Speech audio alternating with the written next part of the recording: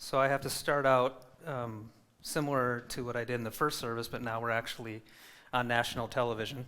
So I'm going to admit that I think I may have been outsmarted by a guy from Iowa named Josh Underbaki. So how many of you know Josh? Everybody? Everybody in the room? All right. You guys are aware that he's fairly competitive? You guys heard that about him? Yeah. So it turns out we've had kind of this running bantering back and forth where it seems like I only get invited to speak on national holidays. So if you look, it's like either July 4th or Labor Day weekend I usually get to preach. And I figured out why that was. It's because what we do is we actually keep attendance every week for both services, and then Josh will say, interesting, on the high attendance weeks, who is preaching? On the low attendance weeks, who is preaching? And so I thought this time he calls me up and he says, hey, will you jump in and give the sermon in a couple weeks on Ruth? And I'm like, sure, that sounds like a good idea. Because I was like, there's no national holidays except it is deer hunting opener. Didn't think about that one. And it turns out we have this marriage retreat this weekend where 20 of our people are gone or something like that. So he sandbagged me again. So thank you all for being here. I'm going to need you all to go watch the live stream, even if you were in the room, because I'm going to try to count those, right? And then I'm going to get all my friends to watch the live stream too. So hopefully I won't, crash and burn the rest of this message, because that'll be rough. But anyway, with that, today we're going to talk about the story of Ruth. And the story of Ruth is quite a fascinating one. I remember when Josh said, hey, speak on the book of Ruth, I thought, I think that's the book that my wife really enjoyed when she was in seminary. And there was a particular word that we're going to talk about a little while later that jumps out in this particular story. And so I was really excited to kind of dig into this book. And as I was digging into it, I discovered, I actually would really like 4 or 6 weeks to speak on this book, because there is so much happening in the book of Ruth. I know Josh isn't going to let me do that, and it would be weird to spread that over 6 holidays, because you're not going to remember what I said the last time in the book of Ruth. It would take us 2 years to get through it. So I'm going to attempt to cover the book of Ruth all in the next 25 minutes it looks like we have together. So with that, let's go ahead and jump in. I want to start out just highlighting that this is a little 4-chapter book. It's right after the book of the Judges. I love what Josh has been doing. He's been kind of helping us see where we find these stories, how they're connected. So I'm going to try to do a little bit of that today, but I'm really going to spend most of our time on a few themes. But in order to do that, I want to give you a little bit of context for the book of Ruth. Right when we jump into it, chapter 1. In the days when the judges ruled in Israel, so this is still in the time of the judges, a severe famine came upon the land, so a man from Bethlehem in Judah left his home and went to live in the country of Moab, taking his wife and his 2 sons with him. The man's name was Elimelech, and his wife was Naomi. I struggled with that first service. I don't know if I'm going to get it anymore, but thank you for that. His 2 sons were Mahlon and Chilion. They were Ephrathites from Bethlehem in the land of Judah. And when they reached Moab, they settled there. Okay, keep in mind, this is verses 3 and 4 of the story. These two right here. Then Elimelech died, and Naomi was left with her 2 sons. Her 2 sons married Moabite women. One married a woman named Orpah, and the other woman named Ruth. But about 10 years later, both Mahlon and Chilion died. This left Naomi alone without her 2 sons or her husband. That's 4 verses of this story, and a whole lot has happened. So it tells us that Elimelech and his wife Naomi left the promised land because they were in search of food. There was a severe famine in Bethlehem. And so they leave Bethlehem for Moab, and then it tells us that they have these 2 sons that end up marrying Moabite women.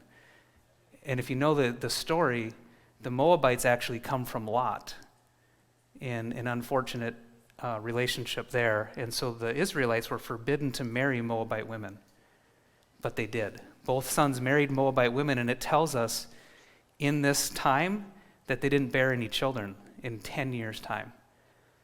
So right away in 4 verses, there's all kinds of things happening here. Naomi loses her husband, she loses both of her sons, and now she has these 2 young women with no family line or history in 4 verses in the story of Ruth. So you can see maybe why I'm like, boy, this is going to take a lot to unpack this story. So I'm going to try to kind of hyperspeed through parts of the story here, but I want to give you that backdrop of a ton of tragedy from a family that's setting out to provide, searching for provision, and ending up with no husband and no sons.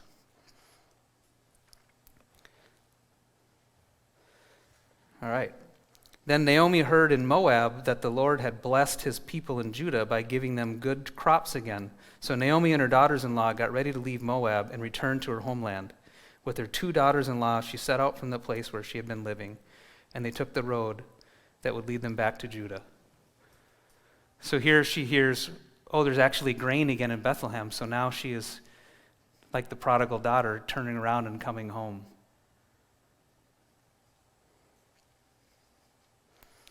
Naomi then says to Orpah and Ruth that they should stay in Moab. She says, I don't have new sons for you to marry. I have no way of providing for you and carrying on your family name.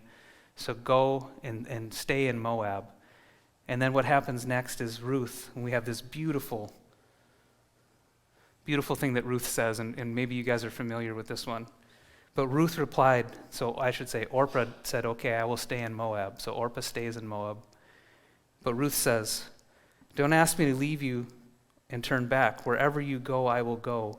Wherever you live, I will live. Your people will be my people, and your God will be my God. Wherever you die, I will die, and there I will be buried. May the Lord punish me severely if I allow anything but death to separate us. It's like, wow, could you imagine your daughter-in-law saying that? That's such a beautiful commitment that Ruth is saying to Naomi. Wherever you go, your God will be my God, which is quite a fascinating statement because in Moab, part of the reason they didn't want to intermarry was because they had multiple gods that were not the God of the Bible, the God of the Promised Land. So when they went to Moab, this young Ruth, she didn't know the God of the Bible, but she is saying to Naomi, I will follow your God, and I will not leave your side. That's quite a commitment from this young woman. And Naomi's response is fascinating. It says, when Naomi saw that Ruth was determined to go with her, she said nothing more. It's like, wow, that's kind of a startling response. If I heard that beautiful, like, I'm going to be with you till the end, I'm committed to you forever, and then you just get the sense that Naomi goes, okay, just come with, doesn't even say anything to her. It's like, kind of jumps out at me a little bit. So the 2 of them continued on their journey. When they came to Bethlehem, the entire town was excited by their arrival. Is it really Naomi, the women asked? Okay, before we go on, is it really Naomi? Does it say, is it really Naomi and who is this? Nope, it's just, is it really Naomi? They don't even acknowledge that Ruth is with her. Right? And there's some debate on why that is, but most likely because Israelites weren't supposed to marry Moabites, and here's this young woman who represents basically the sin of their family in Moab. So she comes back. I don't know if that's why Naomi was struggling with Ruth coming with her or not. Because Ruth kind of represented the struggle and the pain of what happened in Moab. And so here she comes back to Bethlehem, and all the people say, is it Naomi? And they don't even acknowledge Ruth. And what does Naomi say? She responded, don't call me Naomi. Instead, call me Mara, for the Almighty has made life very bitter for me. I went away full, but the Lord has brought me home empty. Why call me Naomi when the Lord has caused me to suffer, and the Almighty has sent such tragedy upon me? Now, it's interesting when she says, call me Mara. Mara is the place in the Exodus in chapter 13 where the Israelites, just after passing through the Red Sea, right? God did this huge miracle of bringing them out of Egypt, passing them through the Red Sea. They get to Mara, and they are grumbling and complaining to God because the water there is bitter. And so that's the town of Mara. So she says, call me Mara, this place of bitterness. And it's a fascinating tie that she makes to what happened in the Exodus, and they forgot so quickly. So here she is coming back home and says, call me Mara. I went away full, and where's God? Just like the Israelites of the Old Testament brought through the raging sea, and they're like, well, where's God? He brought us out here to thirst and to starve to death. And so that's really kind of the backdrop of the story for really what I want to talk about the rest of our time here this morning. And what's remarkable about Ruth in this story, in contrast to Naomi at this point in her life, clearly Naomi has gone through a bunch of tragedy. She says, call me bitter. And this young woman, Ruth, says, I'm going to go wherever you go, no matter what. And she does. And so she goes with Naomi to Bethlehem. Nobody even acknowledges her or calls out her name. And this word about Ruth's commitment to Naomi is this word hesed.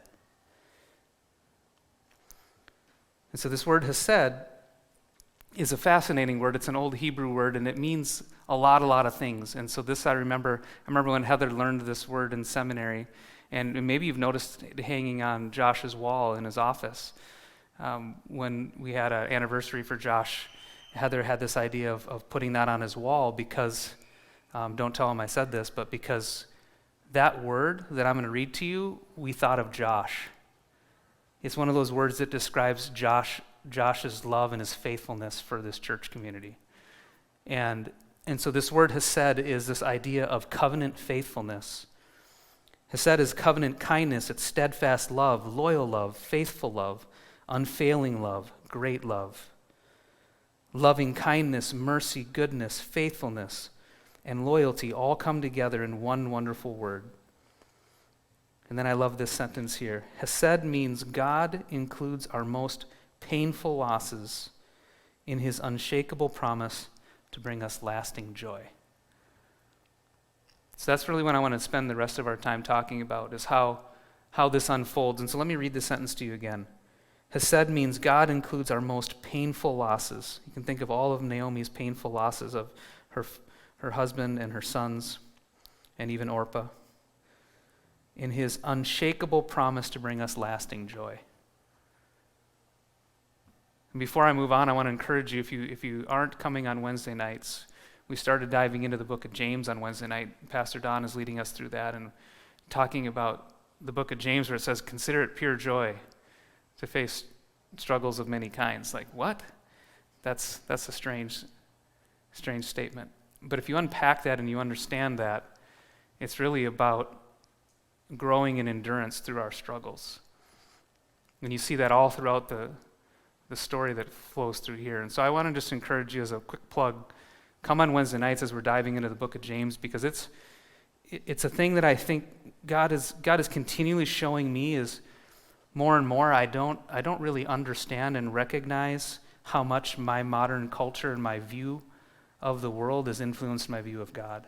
And what I mean by that is I read Psalm 88 the other day, and if you read the Psalms, most of the time it's Israelites going, God, when are you coming back? I'm frustrated, you're not here. How long? God, you're great at the end, and everything's going to be good. That's pretty much how most of the Psalms go, except there's one that doesn't. That's Psalm 88.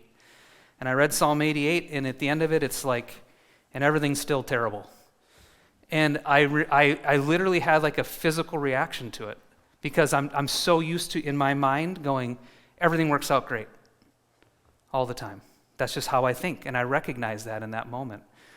And so God's showing me, even in Psalm 88, in other aspects of my life, that it's not always rose-colored glasses, right? And so this story is not always about the rose-colored glasses. While there's some remarkable things that happen in this story, not everybody in this story gets that perspective. And so I want to encourage you, if you're struggling with like, why in the world am I going through this struggle? Why is this thing not working out? Come on Wednesday nights as we talk about the book of James. Okay, I want to keep moving on. All right, So what happens next in the story? So Naomi and Ruth, they come to Bethlehem. They don't have any food or anything. So Naomi says, hey, Ruth, go out in the fields and gather. Okay, Naomi doesn't go with her. We don't really know how old Naomi is at this time or if she was capable of gathering grain, but we know she didn't. Okay, so she sends Ruth out to the fields. Ruth heads out to the fields and starts gathering all the leftover grain left behind the workers. Back in the ancient days, what they would do is they would say, for the widows and for the poor, don't harvest the edges of your crops and also leave a little behind and allow them to gather. So that was just a way that they would provide for the poor. So when Naomi tells Ruth to go gather, it turns out that Ruth gathers barley in the fields of Boaz. She works her tail off all day. She's out in the hot sun. Boaz comes up and is, whose is she? Not who is she, whose is she? Oh, she's Naomi's. Naomi's? Oh, okay. It turns out that Boaz is actually a kinsman redeemer, which we're going to get to in just a minute. So Boaz shows Ruth a ton of kindness and tells his workers, hey, go ahead and let her gather a bunch of grain in the fields and make sure that you look out for her because it's very dangerous, especially for a young woman like Ruth, to be out working in the fields. And it says, when he talked about leaving extra, that she came home to Naomi with something like 25 pounds worth of grain. Like, that's pretty impressive for gathering. So she hustled, so she worked for it. Ooh, wrong button. All right. So then next up in the story, Naomi says to Ruth, whose field are you gathering in? And Ruth says, oh, Boaz. And she says, Boaz? Boaz is a kinsman redeemer. Now, in the Old Testament, a kinsman redeemer would be somebody, and you hear there are some other fairly unfortunate stories that we're not going to talk about today about the role of kinsman redeemers within the Old Testament to carry on the family line. So if a brother had passed away without children, then it was the brother's responsibility to marry and give his brother's wife children so that they could carry on the family line. So this is the idea of a kinsman redeemer. Well, it turns out Boaz is one of the kinsman redeemers. And so Naomi says to Ruth, go and lay at Boaz's feet at the end of harvest and, make yourself pretty and clean up and those types of things. So she goes and lays at Boaz's feet after the harvest festival. And Boaz wakes up in the middle of the night and says, who are you? to this woman laying at his feet. And she says, I am Ruth. He recognizes her, and then he calls her daughter. And I think that's interesting because it suggests there that this was not, his view of her was more like daughter than mistress. And so he says, okay, daughter. And she pretty boldly asks him to be her kinsman redeemer. And he says, yes. But there's actually another man who's in line before me, who is a closer kin to you. So based on that, we need to go and ask him if he will redeem you first. But if he doesn't, I will redeem you. So Boaz goes down to the city gates and he sees this other guy. It's interesting. In the translation, they say it's loosely translated Mr. So-and-so. They don't actually say who the other person's name is. It's basically Mr. So-and-so was down at the city gate, and Boaz says, hey, come on over here. Naomi has some land that needs to be redeemed. Will you redeem it? And he says, yes, absolutely, I'll do that. And then Boaz says, but by the way, with Naomi's land also comes this young woman, Ruth. And then he says, well, on second thought, no, I can't redeem this land. So Boaz, go ahead and do that. So Boaz does agree, and he becomes Ruth's kinsman redeemer. So that's pretty cool. So one of the things I kind of start out with is like, why is this book in the Bible? It's one of the questions I always ask. I love how Josh has kind of tied some of the prophets together and how some of them are prophesying things that happen in the future and how they're all related. This one is very fascinating to me. Right out of the time of the Judges, here's this book of Ruth, this story that in 4 verses gets really hard to listen to and hard to read. And here we see Boaz becoming Ruth's kinsman redeemer, and they bless Boaz and Ruth with a son named Obed. And it's like, well, why does that matter? Well, because Obed becomes the father of Jesse, and Jesse was the father of David. So here's a story that starts out with unfaithfulness, right? I'm in the promised land, and I leave the promised land to go and pursue food, abundance in another place, not trusting that God's going to provide for me here. My sons marry Moabite women who they're not supposed to marry. I come back home empty, very much like the prodigal. And God blesses this young woman who shows hesed, Ruth, and this young man, actually older man, Boaz, with a son named Obed, and they become a key part of the whole biblical story. It's fascinating to me that God would do that. And so with our remaining time here, I want to kind of look at the hesed of different people within this particular story. Ruth's hesed. I love this. Okay, so I mentioned earlier, Ruth, when she comes, they don't even acknowledge Ruth, right? They say, oh, here's Naomi. Ruth's not even mentioned when she comes to the city gates. At the end of the story, the women say to Naomi, she was praised by the women as her love being better than 7 sons. So now the women around Naomi are going, this woman who has shown hesed, loving kindness to you, Naomi, has the love that is better than 7 sons. That's quite a turnaround from the Moabite young woman who didn't belong and was rejected to all the women praising her. With Boaz, it says he was praised at the city gates for his faithfulness to Naomi and Ruth.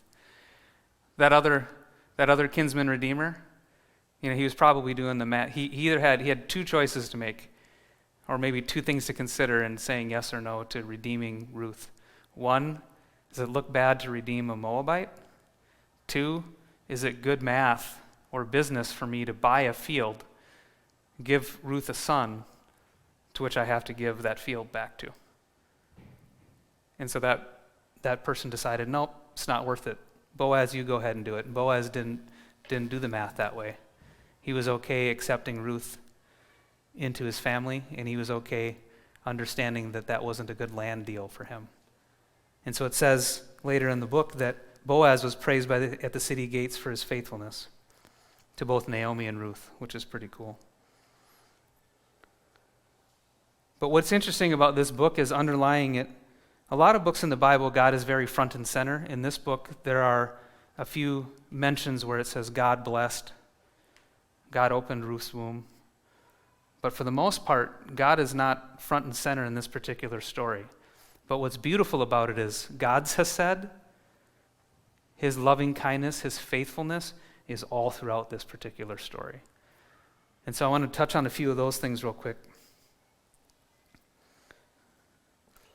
We look at the life of Naomi. Despite her life's choices, God blessed Naomi with all she needed and restored her family name. So she decided to leave the promised land with Elimelech and her sons. And you could easily wonder if God was really going to bless her. But he did. And he did it in a tremendous way because Naomi's part of that redemption. That redemption, the kinsman redeemer, Boaz, is based on Elimelech and Naomi, not Ruth. Ruth actually participates because of Naomi. And so it's ultimately Naomi who is being redeemed in the story in the line of eventually King David, which is just a beautiful part of the story.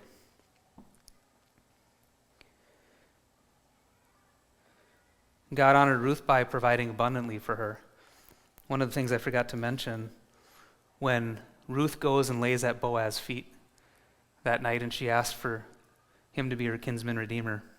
And he says, "Who are you?" and then calls her my daughter.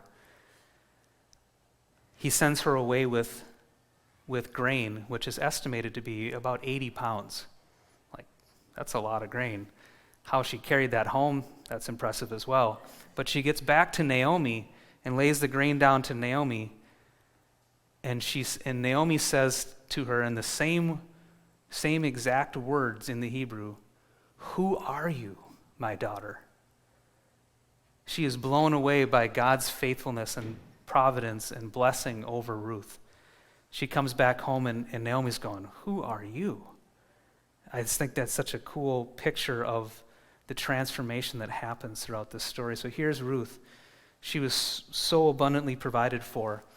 When Boaz is at the city gate and says he's going to redeem Ruth, the men at the gate pray and say, "May you be blessed like Leah and Rachel, with a son who would be part of building up the house of Israel."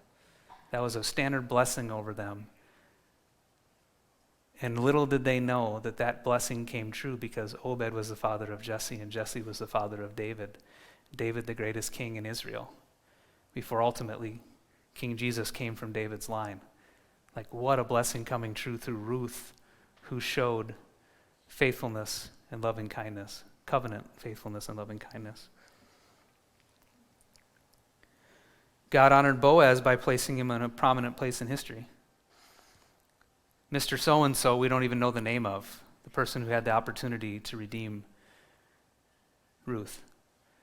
But Boaz did, even though the math wasn't good, even though he had risk to his own character, because as far as we can tell in the story, Boaz was a man of upstanding character, so there was a lot of risk for him to take Ruth into his family. And he was also quite a bit older, according to the story, and Ruth was quite young. But he was willing to redeem her and willing to take the financial risk and all of those things and look at the reward that Boaz received, especially in all of history.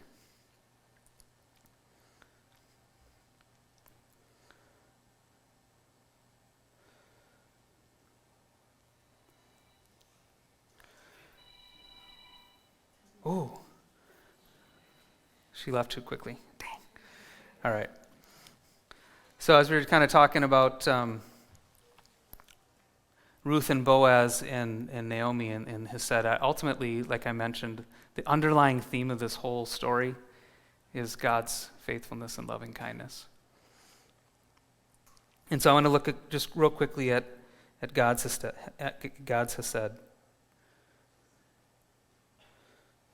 And I already said that one. One of the things that I think is fascinating about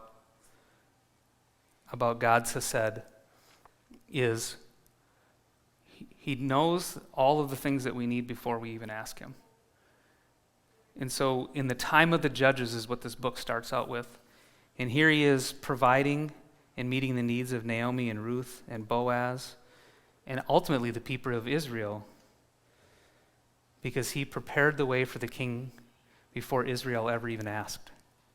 He was already setting up the family line for David to come and for ultimately for King Jesus to come before the Israelites even got done grumbling and complaining about the time of the judges.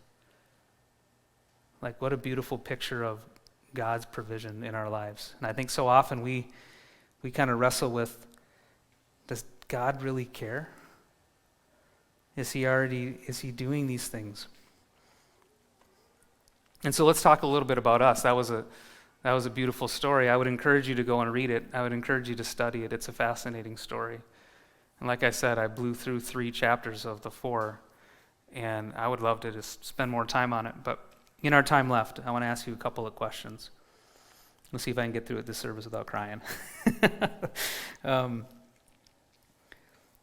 For you, what do you want God to redeem in your life? And this is not just an easy question to answer. I really want you to maybe even write it down and ponder it later today. What do you want God to redeem in your life?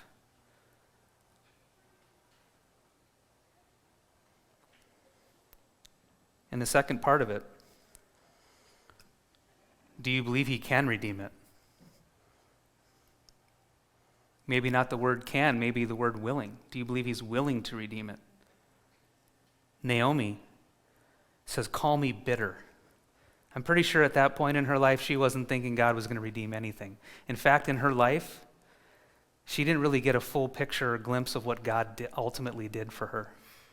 She had no idea that David would be born in her lifetime. She didn't see that. So for you, do you believe that God is willing to redeem something in your life? And what is it going to take for you to let that thing go, lay that thing down? Ask God to redeem it. But we got to be honest, do we actually believe that he will or that he wants to? Do we even know what thing we feel like needs to be redeemed in our life? That's a real question I want to encourage you to consider today. Because I believe God does. Whether we're bitter, whether we're the young Ruth type person, whether we're Boaz, whether we're anywhere on the spectrum of feeling like we're far apart from God or we've let him down or we don't measure up. God's at work redeeming his people. All throughout this story, we can't even understand all the things that he wove together to make his purposes known. And he is faithful. And his love is ultimately unending. And so I want to really encourage you to think about that. And I also want to challenge you to think about hesed between us. Okay, think about Ruth. When Naomi says she's bitter, Ruth pours out her heart, Naomi says nothing. Naomi says she's bitter. She probably wasn't particularly easy to love.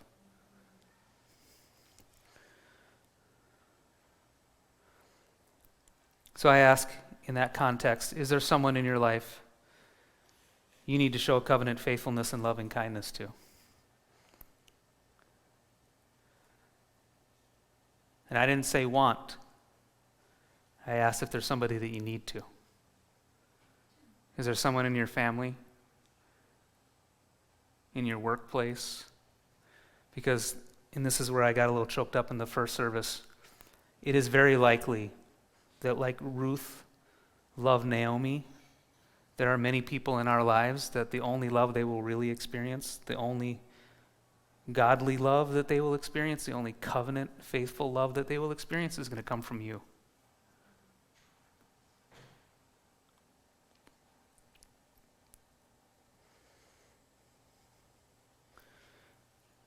And this is my last challenge to you. Are you willing to be faithful even if it's really hard? Or if they don't seem to appreciate it? Because God may be calling you to love somebody, to be faithful to them, to show them loving kindness. And this is what's so beautiful about Josh. Right? You all know him. He continually loves no matter what. And I love that about that man. And so I want to encourage each of us in this room to do the same. Continue to reach out to the people that you need to love well, regardless of whether you think they appreciate it, if they see it, if it's even going to matter, because we don't know this side of heaven if it will matter. Okay, but can we trust and believe that it will? Yes. Yes. Let's trust and believe that God is faithful and he will take our little teeny offerings, the little offerings of Ruth and Boaz, and even of Naomi as she softened over time, and use those for his great purposes. Amen. Let's pray. Lord, I thank you so much for this day. I thank you for my friends in this room and for your loving kindness, your goodness. Lord, I pray that this message would resonate. Lord, I thank you for the gift of your word and for these incredible stories, the depth of these stories. Lord, even as we're in this room right now, that you'd be putting people on our hearts and in our minds that we need to go and love well today. And for those in this room right now that may be in that place of bitterness, Lord, that they would be able to be okay, even in their bitterness, knowing that you love them and are looking to restore them and fulfill them. And you don't desire bitterness for them. Lord, just like the Israelites, you gave them water to drink. You met every need, even when they were bitter. Lord, we thank you for your love and your faithfulness. In your name we pray, amen.